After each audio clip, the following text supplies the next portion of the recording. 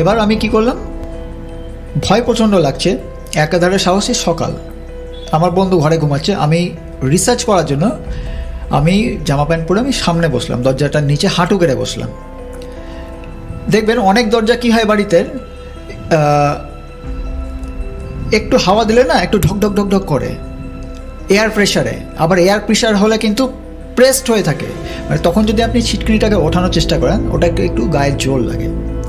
আমি এই জিনিসটা আমি সামনে বসে আছি, চোখের সামনে কিন্তু হচ্ছে, ভয় পাচ্ছি, কিন্তু মানুষ অনেক সময়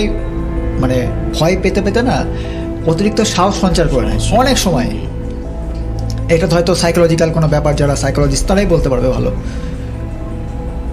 এই জিনিসটা আমি আঙুল দিয়ে ওঠানো নামানো 80 বার করেছি, মানে এটা নিজে প্র্যাকটিক্যাল, এবং রীতিমতন